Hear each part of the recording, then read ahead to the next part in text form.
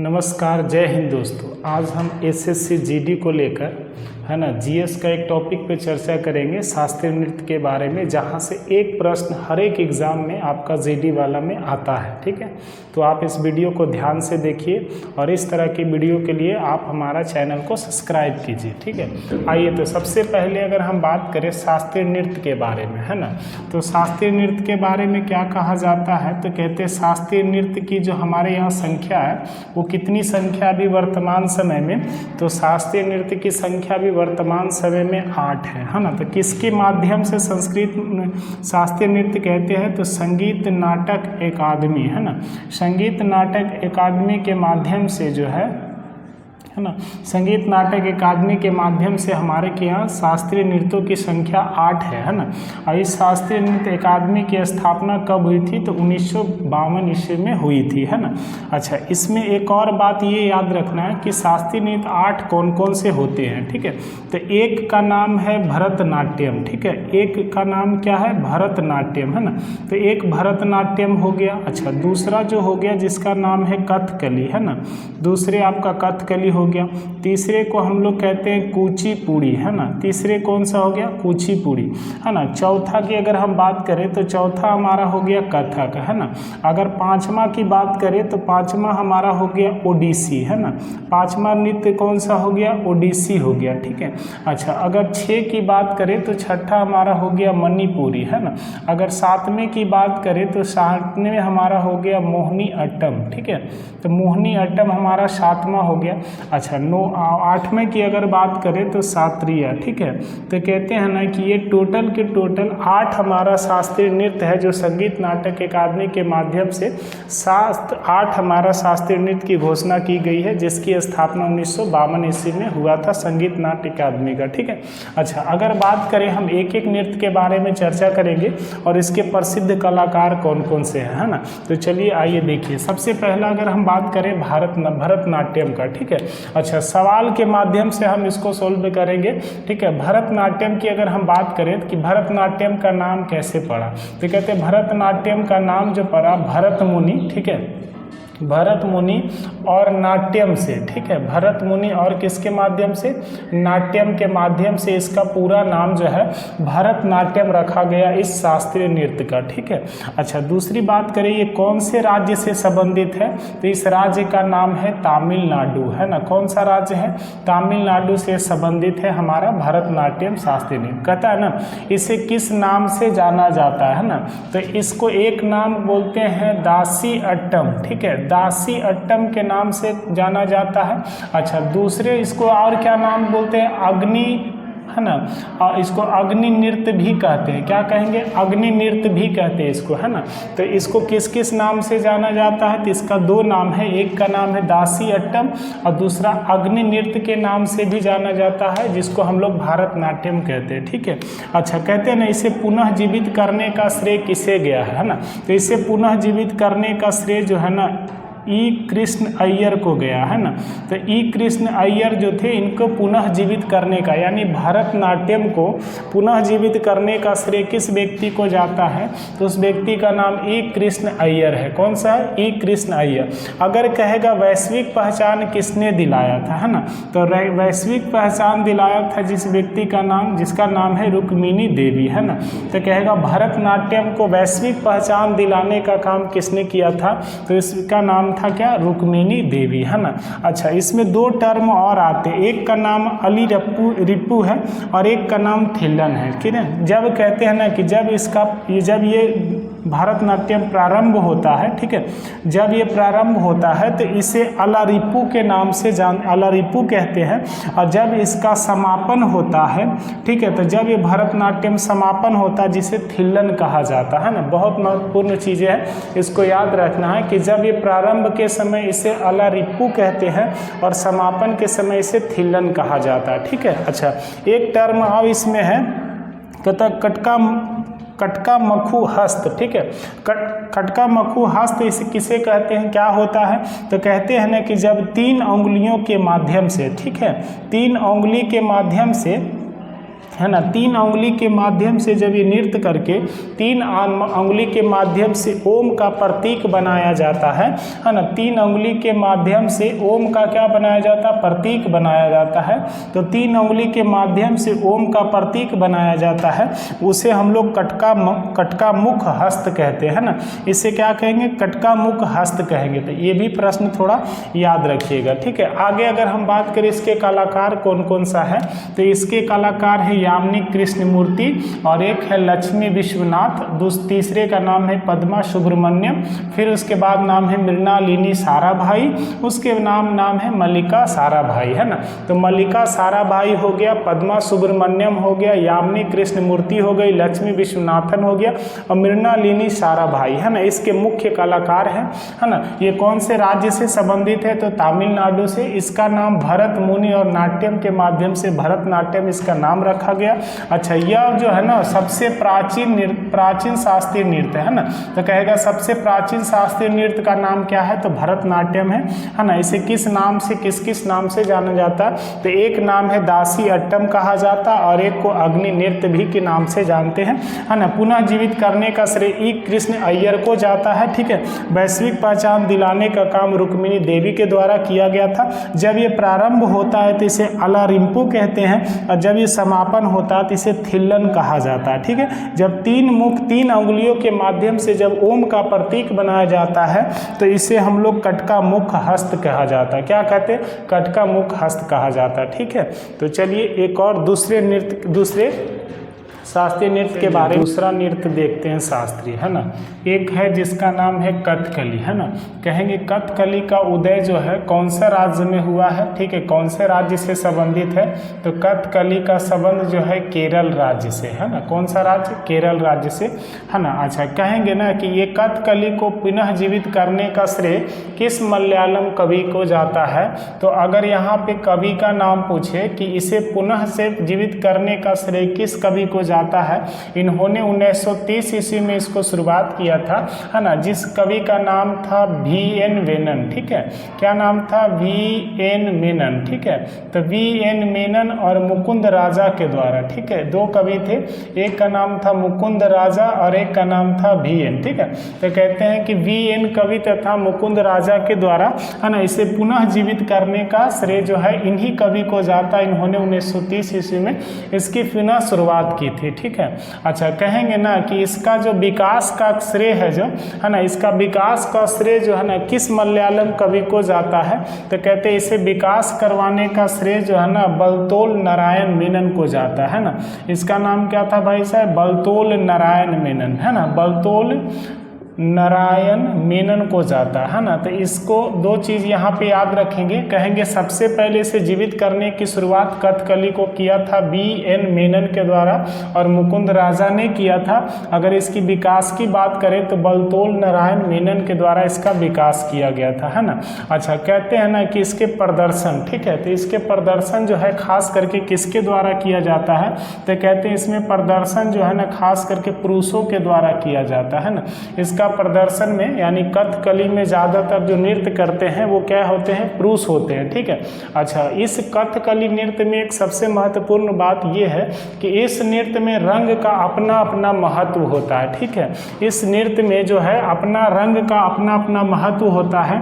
जैसे कहे कि देवत्व और साधु गुण, ये कौन सा रंग को प्रदर्शित करता है, तो देवत्व एवं साधु गुण जो है ना ये हरा रंग को प्रदर्शित करता है। याद रखना है कि कथकली में हरा रंग किसको प्रदर्शित करता है, इंगित करता है, तो देवत्व और सद्गुण को जो है प्रदर्शित करता है, ठीक है।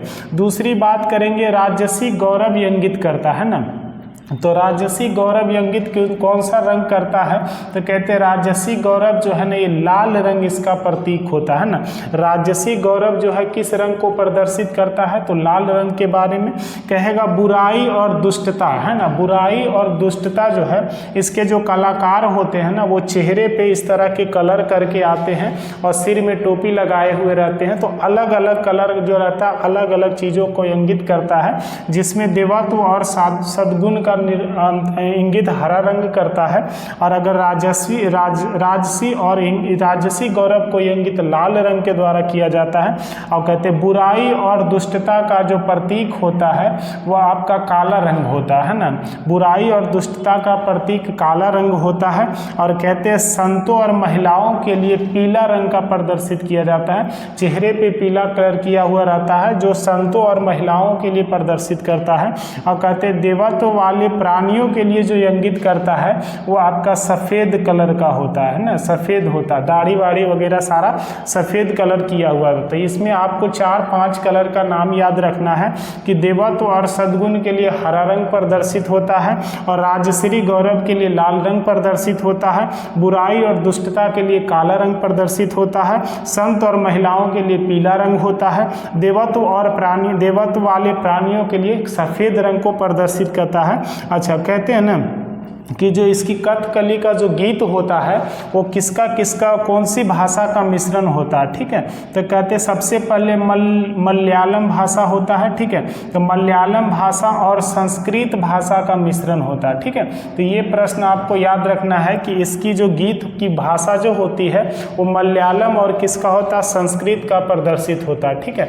अच्छा, कहते हैं ना कथकली जो है ना ये किसका प्रतीक होता है, तो याद रखिएगा कथकली जो होता है ये आकाश का प्रतीक होता है, ठीक है, आकाश तत्व का प्रतीक होता है। तो ये भी आपको याद रखना है कि कथकली जो होते हैं आकाश तत्व का प्रतीक होता है ना। कभी बाय द वे आपसे पूछा जाए प्रश्न, ठीक है, जीडी में कि बताओ जो है आकाश तत्व का प्रतीक कौन सा शास्त्रीय नृत्य को कहते हैं, तो कथकली को आकाश तत्व का प्रतीक कहा जाता है, ठीक है। अच्छा, कहते हैं ना जो कथकली जो होते हैं ना वो खास करके कैसे स्थान पे होते हैं, तो कहते हैं इनका खुले रंगमंच होता है, या तो किसी मंदिर परिसर में हो सकता है, या तो कहीं खुले स्थान पे हो सकता है, और नहीं तो कहीं मंदिर परिसर में जो है इसकी प्रोग्राम होती है, ठीक है। और कहते हैं ना कि कथकली में प्रकाश के लिए ना किसका उपयोग किया जाता है, तो कथकली में प्रकाश के लिए खास करके पीतल का दीपक उपयोग किया जाता है ना। तो ये सब चीज़ें याद रखना, छोटी छोटी चीज़ें। अच्छा, अगर इसकी कलाकार की बात करें तो कौन कौन से इसके कलाकार हुए कथकली के, तो एक कलाकार थे जिनका नाम था बलतोल नारायण मेनन, है ना। बलतोल नारायण मेनन जो है इन्होंने ही सबसे पहले जो है ना कथकली का विकास करवाया था, है ना। तो बलतोल नारायण मेनन इसके पहले कलाकार हो गए। अच्छा, एक और कलाकार हैं जिनका नाम उदय शंकर है ना, उदय शंकर कथकली से संबंधित कलाकार हैं। कृष्ण नायर जो है ये भी कथकली से संबंधित कलाकार हैं। संता राव जो है ये भी कथकली से संबंधित कलाकार हैं। आनंद शिव रमन जो है, आनंद शिव रमन ये भी कथकली से संबंधित कलाकार हैं। अच्छा, इनको कहेगा प्रसिद्ध कलाकार कौन कौन सा है जो ज़्यादा चर्चित में, तो गुरु कुंज क्रूप, ठीक है, गुरु कुंज क्रूप जो थे ये प्रसिद्ध कलाकार थे। गोपीनाथ जो है ये प्रसिद्ध कलाकार हो गए, ठीक है। फिर उसके बाद कहते हैं कोटलकल शिव रमन, है ना, कोटलकल शिव रमन जो है ये भी प्रसिद्ध कलाकार हैं। और एक और फेमस नाम है दोस्तों जिसका नाम है रीता गांगुली, है ना। तो रीता गांगुली का भी संबंध किससे है, कथकली से। तो ये दो तरह के कलाकार हैं, एक प्रसिद्ध है और ये कलाकार, एक का नाम बलतोल नारायण मेनन है, एक का नाम उदय शंकर है, एक का नाम कृष्ण नायर है, एक का नाम संता राव है, एक का नाम आनंद शिव रमन है। अच्छा, प्रसिद्ध में आपको गुरु कुंज क्रूप हो गया, गोपीनाथ हो गया, कोटल शिव रमन हो गया और रीता गांगुली हो गया, ठीक है। तो चलिए अगले तीसरे नृत्य के बारे में देखते हैं जिसका नाम कुचिपुड़ी है ना। अच्छा, कुचिपुड़ी का संबंध पूछेगा किस राज्य से है, तो कुचिपुड़ी शास्त्रीय नृत्य का संबंध जो है भारत के आंध्र प्रदेश से है ना। कुचिपुड़ी शास्त्रीय नृत्य का संबंध आंध्र प्रदेश से है, ठीक है। अच्छा, कहेगा इसे पुनः जीवित करने का काम कौन से कवि के द्वारा किया गया था, तो इसे पुनः जीवित करने का काम किया गया था बाला सरस्वती के द्वारा, है ना। तो बाला सरस्वती के द्वारा इसे पुनः जीवित किया गया था। और एक और व्यक्ति थे जिनका नाम था रागिनी देवी, है ना। तो दो नाम याद रखना है, ठीक है। इन्हें पुनः इस कुचिपुड़ी को पुनः जीवित करने का काम बाला सरस्वती और रागिनी देवी के द्वारा किया गया था, है ना। अच्छा, लक्ष्मी नारायण शास्त्री के बारे में क्या कहा जाता है कि लक्ष्मी नारायण शास्त्री को कुचिपुड़ी का, ठीक है, लक्ष्मी नारायण शास्त्री को कुचिपुड़ी का एकल विद्या का जनक कहा जाता है, ठीक है।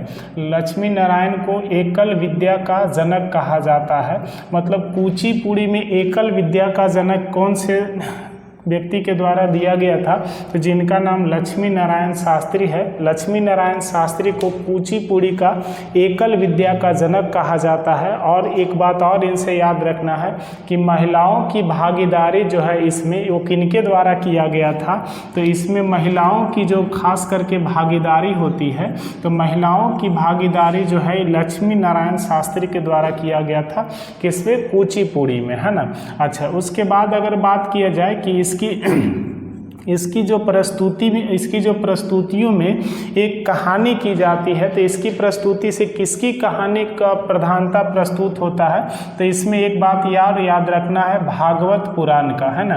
तो इसकी खास करके अगर कुचिपुड़ी की कहानियों की बात करें तो कुचिपुड़ी की कहानियों में भागवत पुराण की कहानियों में श्रृंगार रस की प्रधानता की जाती है।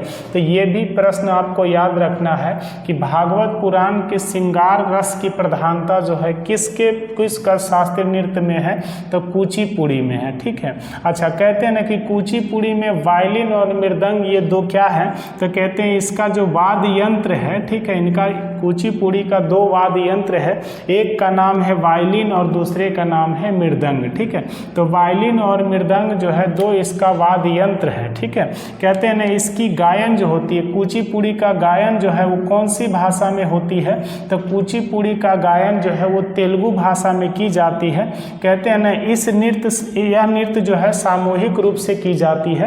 कुचिपुड़ी के बात किया जाए तो कुचिपुड़ी एक ऐसा नृत्य है जो सामूहिक रूप से किया जाता है और इसकी जो प्रस्तुति होती है वो खास करके कर्नाटक संगीत है एक, है ना। कर्नाटक का एक संगीत है जिसका नाम जुगलबंदी है ना।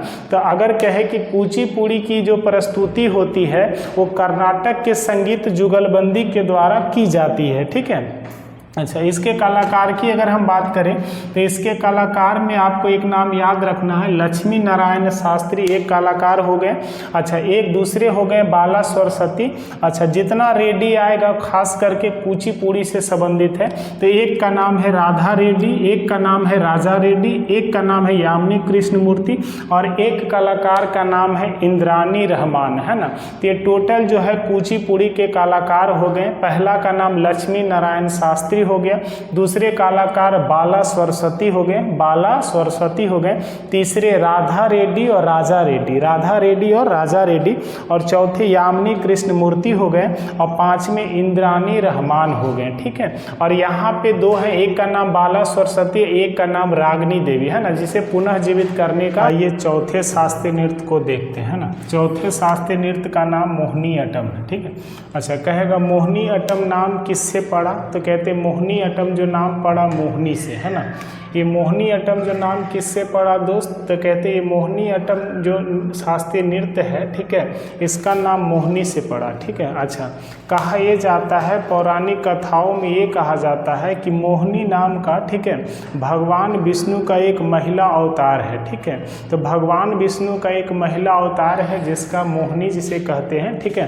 तो भगवान विष्णु ने अवतार लिए थे। अच्छा, ये अवतार लेने का कारण क्या था, ये मोहिनी रूप में अवतार लेने का वजह भगवान विष्णु का ये रहा था पौराणिक कथाओं के अनुसार कि भगवान और असुरों के बीच में युद्ध हो रहा था, ठीक है। तो भगवान और असुरों के बीच में युद्ध हो रहा था खास करके अमृत को लेकर, है ना। जब समुद्र मंथन में अमृत प्राप्त हुआ था तो इसको लेकर असुरों और देवताओं के बीच में युद्ध हो रहा था।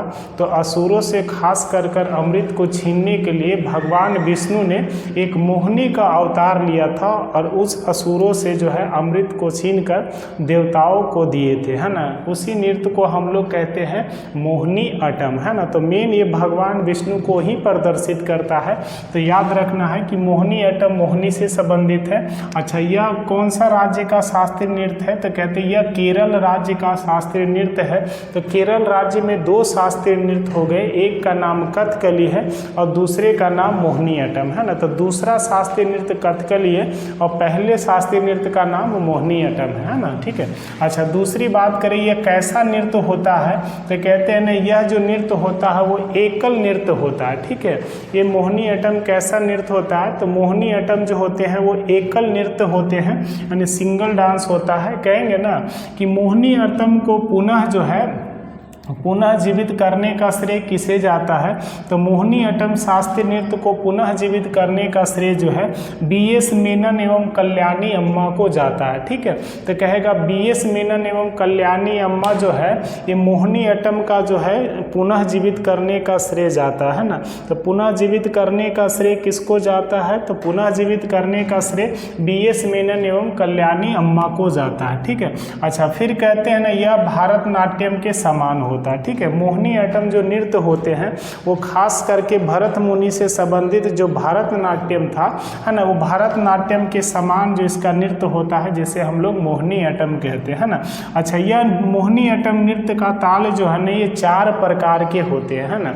ये याद रखना कि मोहिनी अट्टम का जो नृत्य होता है इसके ताल जो 4 प्रकार के होते हैं। अच्छा, पहला का नाम क्या है, तो पहला को तगानम कहते हैं, दूसरा को जगानम कहते हैं, ठीक है, और तीसरा को धगानम कहते हैं और चौथा को सामिश्रम कहते हैं, ठीक है। तो इसका 4 जो है ना 4 नृत्य ताल 4 प्रकार के होते हैं। एक को कहते हैं तगानम, जगानम, धगानम, सामिश्रम, ठीक है। तगानम, जगानम, धगानम, सामिश्रम कहते हैं, ठीक है। अच्छा, इसके प्रदर्शन के माध्यम से ना, अच्छा कहेगा मोहिनी अट्टम जो है ना, जैसे कथकली के बारे में हम लोग करें कि कथकली जो है किसका प्रतीक होता है, तो आकाश तत्व का प्रतीक होता है, ठीक है। उसी तरह से मोहिनी अट्टम के बारे में पूछिए कि मोहिनी अट्टम किसका प्रतीक होता है, तो मोहिनी अट्टम जो है ना वायु तत्व का प्रतीक को अभिव्यक्त करता है, ठीक है। मोहिनी अट्टम किसको अभिव्यक्त करेगा, तो वायु तत्व के प्रतीक को अभिव्यक्त करता है। अच्छा, अगर वाद्य यंत्र के बारे में बात करें कि मोहिनी अट्टम में कौन कौन से वाद्य यंत्र होता है, तो बीना होता है, एक ढोल होता है और बांसुरी होता है ना। बीना, ढोल, बांसुरी जो है ना इसका पहले मोहिनी अट्टम का वाद्य यंत्र था, लेकिन अभी हाल फिलहाल में 2 और जोड़ा गया है। एक को कहते हैं मृदंग और दूसरा कहते हैं वीणा, है ना। तो मृदंग और वीणा भी इसका वाद्य यंत्र हो गया। इससे पहले इसका वीणा, ढोल, बांसुरी था, अब 2 नया हो गया मृदंग एवं वीणा, ठीक है।